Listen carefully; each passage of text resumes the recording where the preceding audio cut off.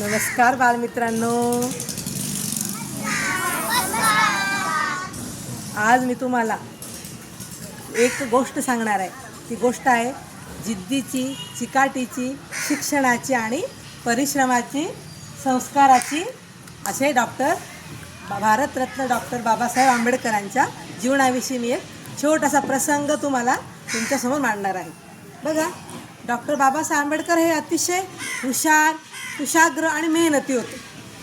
ते बालपणी रोज नियमित शाळेत जायचे। मात्र त्यावेळेची परिस्थिती, सामाजिक परिस्थिती आजच्यासारखी नव्हती।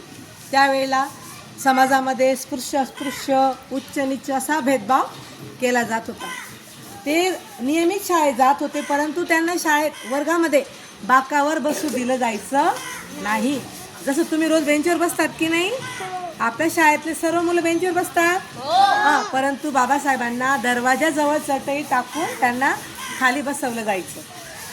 बरं, एवढंच नाही, जर त्यांना तहान लागली तर त्या शाळेचा शिपाई त्यांना पाणी द्यायचा। परंतु कसं द्यायचा, तर तो शिपाई ग्लासने उंचावरून पाणी टाकायचा, बाबासाहेब हाताची ओंजळ करायचे आणि अशा पद्धतीने पाणी पित असत। म्हणजे शाळेच्या माठाला, पाण्याच्या ग्लासला बाबासाहेबांना हात लावण्याची परवानगी नव्हती।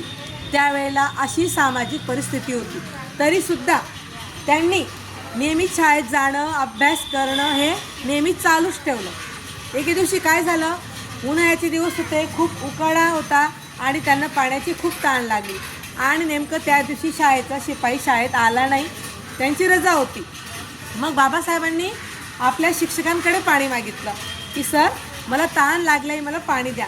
शिक्षकांनी स्पष्ट नकार दिला, काय की आज शिपाई आला नाही, तुला पाणी मिळणार नाही।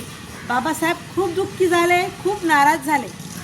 त्यांना तहान लागली, त्यांचा जीव तगमग करत होता। विचार करा, तुम्हाला खूप पाण्याची तहान लागलेली आहे आणि जर तुम्हाला पाणी मिळणार नाही तर कसं होईल, कसं वाटेल तुम्हाला, कसं वाटेल? आपल्याला खूप का सवीस होतं की नाही जीव, त्यांच्या जीवाची तगमग सुरू झाली। परंतु त्यांचा नाईलाज झाला, कारण की नियमच तसा होता, त्यावेळची परिस्थिती तशी होती। पण बाबासाहेबांना वाईट वाटलं, दुःखी झाले, परंतु त्या दिवशी त्यांनी निश्चय केला की आज माझी पाण्याची तहान भागली नाही, परंतु मी हा अन्याय माझ्या बांधवावर किंवा इतरांना होऊ देणार नाही, असा त्यांनी त्यावेळेलाच जिद्द आणि त्यांनी ठाम निश्चय केला।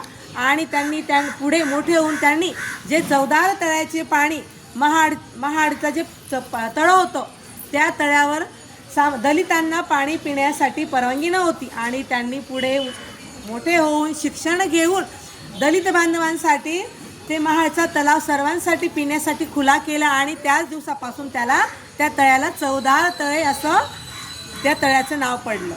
असे होते बाबासाहेब, जिद्दी, चिकाटी, परिश्रम। ते अपयशाने किंवा नाराज होऊन त्यांनी शिक्षण घेणं किंवा शाळेत येणं सोडलं नाही। आपण काय केलं या जागी, तर मला बेंचवर बसू दिलं जात नाही, मला पिण्याच्या पाण्याच्या माठाला हात लावू दिला जात नाही, मग मी ते शाळेत जात नाही, असं आपण लगेच नकारार्थी किंवा आपण लगेच त्या गोष्टीपासून दूर जातो।